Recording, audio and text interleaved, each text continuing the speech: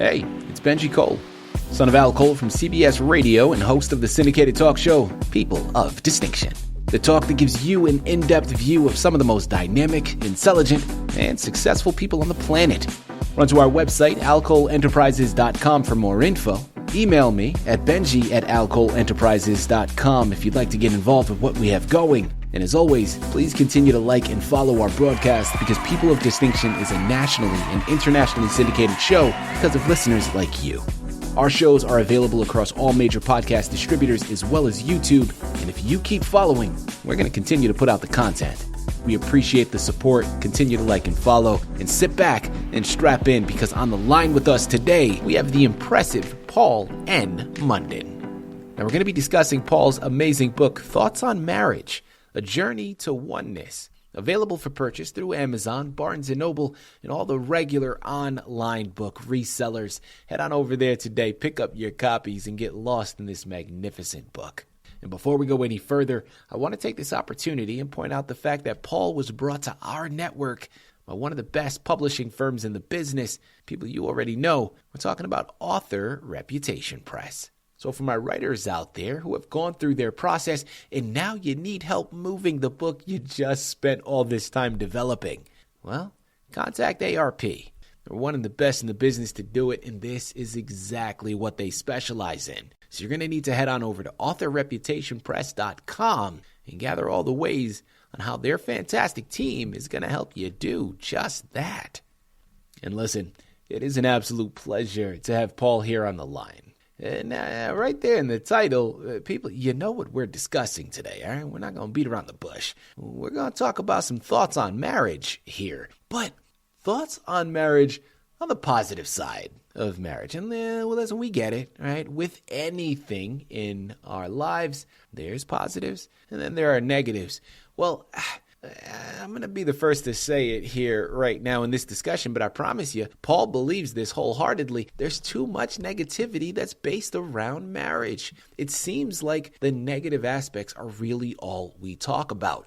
And with divorce rates up as high as 50%, if not higher, certain demographics, and whether it's your first marriage or second marriage, the percentages go up even more. I understand the negativity that's based around it. But let me tell you something, people. I guess maybe because I'm a romantic, right? Maybe. But I believe wholeheartedly in the institution of marriage and in that partnership, right? In bringing two completely unique individuals together and melding a life with one another, right? Developing a family in whatever way that family may be. It doesn't always have to, culminate in children. Sometimes you got little fur babies there as well. But bringing two people together and formulating a life with one another, I think is probably one of the most beautiful things that can be discussed outside of just childbirth. And, that's another discussion we can go down at another point. But I'm thoroughly looking forward to this because I, as a married man myself, as a father, this is something right up my alley, something I can appreciate and something that I know Paul spent a lot of time developing. So sit back, strap in, because he's composed poetry and his thoughts over time. I'm talking about over decades. This man knows what he's talking about, and he's going to be able to articulate some things. So strap in. Paul, first and foremost, welcome to People of Distinction, and thank you very much for being a guest. How are you doing today, sir? I'm doing well, Benji, and I'm glad to be here. Likewise, man. Listen, we're looking forward to having you here, Paul. We're looking forward to this discussion. I think what you've done here is something that is not talked about nearly enough. When we're talking about just the positives of marriage, right? And the things to be celebrated because there are a lot. So we're looking forward to this discussion. Thank you again for being here. Paul, first and foremost, let's learn a little bit more about yourself. Who is Paul N. Munden? Well, I was born and raised in Norfolk, Virginia. I studied forestry, was my first degree. I returned to school in the early 80s, and I switched and I became a CPA. And then sometime in the early 2000s, I actually obtained a Master's of Religion to add to my educational experience. And I've been married 48 years, and that's where we are right now. Well, listen, first and foremost, man, congratulations on a beautiful marriage. 48 years, that's an impressive feat, man. And I'm sure not all those moments were positive, but you chose to focus on the positive aspects. And that's what we're here to discuss. Thoughts on Marriage, A Journey to Oneness. Tell us a little bit more about this book. It is, I wrote some things that surprised me as well. I did not initially plan to make the Trinitarian aspect as prominent as it became over time. I did not plan initially to speak of thirds in the way that I have done, where, as you alluded to a few minutes ago, you mentioned the fur babies, and I have made room for that because the reality is that there are people who don't have children, but who love their pets as much as children. Absolutely. Now, pets don't communicate like children do, and so I think they are if you can have children, I think you should have children. But I understand that some people can't or really do not want children, and they don't have them, but they do love their pets, and so I've made room for that. And then I also wanted to speak about the problems. I do have some negatives in there that I try to address, and I put them. I want love to remain important, and so that's one of the chief focuses of the text. Mm-hmm. I know this is a difficult subject, and so I've tried to address it in a succinct fashion. Mm-hmm. And I wrote many of these poems are over 40 years old. I wrote them in the early 80s, some into the 90s. And then I began to write the prose at a later date, most of that in the 2000s. You know, Paul, I'm curious. Now, you mentioned some of these poems are about 40 years old. I'm curious on what inspired you to embark upon this journey, because it sounds like writing poetry was maybe a hobby of yours, right? Maybe something that you enjoyed doing personally, but there's a vastly different outcome when you're writing something for yourself or for personal eyes around you to then putting it out for the public for a lot more people to take part in. What inspired you to do that? I was not a great English student, but I found myself suddenly able to write some poems when I was around, again, in my junior year in college. And I started writing poems then, and I just found it a great way to express some thoughts. And so I began to write poems and give them to mostly girls that I liked or wanted to like or something at the time. Mm-hmm. And then I gradually kept writing them after I got married, to describe some of the things about my marriage, but also I decided to write a few that are in the book about just kind of that are maybe how things don't work properly. They were not necessarily personal reflections, but they were just some, as we say, thoughts on marital relationships. And so I began to write those, and I continued to write those over the years. And I saved them. And my wife actually gave permission for me to use these poems in the writing, just to let everybody know, which I think is an important aspect of when you write something personal like that. You want permission from the other person to make it more public. Yeah. Well, you know, a great segue that you've established there, Paul, because this, of course, is something that is very personal to you, very personal to your wife. Well, during this process of transitioning from these personal things that were created to now developing them for the public consumption, talk to us about that process. And did you find it challenging to make your experiences resonate with a broader audience? Very much so. It is quite challenging when you decide you're going to put some ideas out in front of the world for anybody to read if they wish, mm-hmm. or even if they don't want to, maybe somebody will stick the book in front of them and say, read this because I want you to see it. and I want you to consider some of these thoughts. And so I wrote it. So I had to give a little bit of thinking about what I would say for public consumption versus what I retained still because there's a lot of things. Obviously, I will turn 71 in a few months, and I wanted to. Obviously, there's a lot of my life that's not in that book, and then there are some things that are written. There's many experiences that are not written down, that are part of my experience. Yeah. People, I'm telling you, the book is called Thoughts on Marriage, A Journey to Oneness by Paul and Munden. You're going to want to head on over to Amazon, Barnes & Noble, any online book reseller. Pick up your copies of this fantastic book of poetry, because not only is it just wonderful poetry, but there are insights found within this book that I promise you're going to be able to take and help benefit your personal relationships. There's a lot here. And like I said, this man has been married for decades. I mean, we're talking about 40 plus years here. You got to be doing something right to last that long. And that's where I wanted to go next, Paul.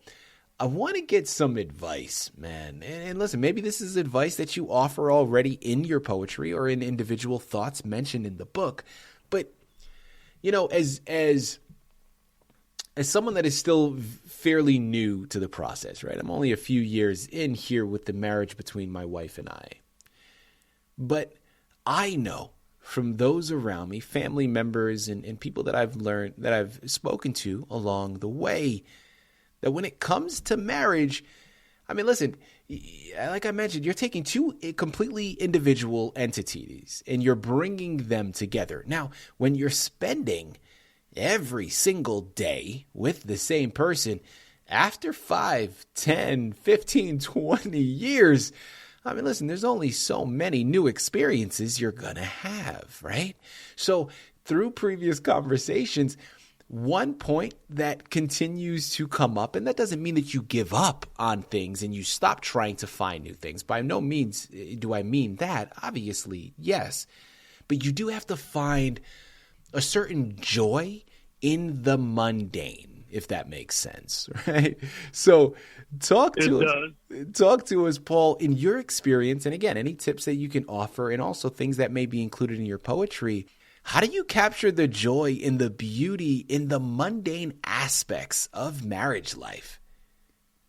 We have always considered, and we still speak of ourselves, if somebody asks this way, we still consider that we have maintained a certain approach that still regards ourselves as still on a honeymoon period. Mm-hmm. We still find joy in each other. Well, for us, I should mention too that we have a linkage that we were both Christian and we were devoted to our God. Yeah. And we found that in common when we started dating. In fact, we met through a Christian ministry at the time, but so we have never regarded most of marriage as mundane. I mean, I know what you mean by the mundane, and there is the ordinary aspects of life, but I think that when you get a chance, what you try to do is you try to regard the other as always a very important part of whatever you're doing. Yeah. And I think that's a strong key to staying engaged with each other. Mm-hmm. Well, listen, I love that advice, and I think that there is so much to that, right? I mean, people, listen, with any relationship, it doesn't even have to be a marriage between two loving individuals. Any relationship needs to be cultivated, needs to be properly cared for and invested in. And if that is absent, of course, things get stagnant, right? And I think what you're talking about there, Paul, makes perfect sense. And I think it's such a valuable piece of information. You know, I've held off long enough, Paul. This is, of course, a book, a collection of your poetry. Well, listen, I'd be doing myself a disservice if I didn't ask you to share some with us. So, Paul, if you have a poem readily available that you can read for myself and our listening audience, we would love to hear it, man. Okay, I will grab one. I have one here, and I will read some of this. This is actually the last one I wrote probably in 1995. So I'd like to point out that my wife lost her parents when she was pretty young. She lost her father when she was about 6 and her mother when she was a junior in high school. Wow. And we didn't start dating till college years. So she had lost both of her parents by the time we even met. And then, but I wrote this poem, I guess back in 95. I must have been giving her some flowers. And here's a little bit of it. The flowers I give to thee are arranged so carefully, a purple one here, a yellow one there, for your love's a bouquet to me. And maybe I'll skip some of the verses and read further down. At your heart is the lily of Easter. From this flower all love springs forth. We woke on that morning and walked to the day where the darkness will never come. And then finally I wrote, introduce me to your mother so I may tell of my delight, because I've never met her mother. And so I'll read that last part again. Introduce me to your mother so I may tell of my delight, how God gave you to me, my companion always to be, my love, may I kiss you good night. So that was very touching to me and to her as well. Yeah. I'm curious. First, I love that poem. Thank you very much. And again, it is clear to see how, especially that last part, right? When you're talking about having her introduce you to her mother, who, of course, at the time of you two meeting and formulating a loving relationship, her mother had already passed, right? So this is more metaphorical than actual, than an actual introduction. So I can see the personal elements, and I also see how it can be universal and really be connecting to readers. So I think it's a very powerful one. Do you happen to have, either in your poetry or again in marriage itself, is humor an element that you incorporate into your poetry about marriage? And personally, Paul, how do you believe humor can contribute to a healthy marital relationship? That's a difficult question. Humor, I don't know that there's much humor in my poetry, but there is, somebody might find some. Yeah. Because these poems were written to discuss the subject. But I will say that between us both, we both laugh a lot, and we consider humor. One time I can be a little dour and distant, like most men, but can be. But I certainly drift that way at times. And such that one time my wife looked at me and said, "Tease me some." So I was not being humorous enough in our relationship. So she knew how to request that. Yeah. So it is important, and I think it's some of it relates to, you're not really trying to be funny, but you find because of our faith in God, we find a lot of things humorous in life because we're not worried about the future. Mm-hmm. We are content to let the future come on its own time, and we believe strongly that God will bring us through the future. And so there's a lot we can laugh at. Yeah. Well, and we do. People, as we close out of here, because listen, I could sit here, I could talk to Paul for hours, man. His book is not only beautiful in its creation, but it's also so impactful in what it can do for you and your lives. But I'm going to close out here because I think we got it. We understand how valuable this book is and why it's a resource you need to add to your shelf. But final question here for you, Paul. We've already covered a lot of gems, and you've offered great advice. Well, I want to close out by following up on a little bit more advice to couples. If your poetry could offer one piece of advice to couples navigating their marriage, what would it be? And how do you think that message is reflected in your poetry? Let's see. Another difficult question, of course. Very good question. I think that the message that I state in there quite openly is that love must remain important to the marriage. I mean, I must make decisions based on, will they increase us, or will they decrease us as a couple? Will they damage or will they benefit us as a couple?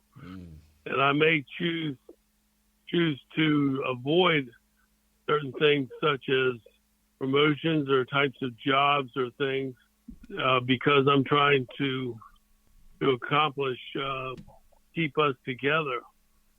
And I think that's an important thing to contemplate when someone's making a decision is, will this add to us or will it diminish us as an us unit? Yeah. The book is called Thoughts on Marriage. It's available through Amazon, through Barnes & Noble, and a whole host of other places. And you have Paul and Munden to thank for it. This book is powerful, filled with beautiful words, but impactful advice that can truly be what helps your marriage survive. Take it from this man again. It's not like he just got married yesterday. Him and his wife may still feel like newlyweds in certain situations, but they got decades under their belt, and through that much experience, that wisdom is truly worth its weight in gold. Paul, this has been a true pleasure, man, an absolute honor. Thank you once again for being a guest on People of Distinction. Thank you for having me.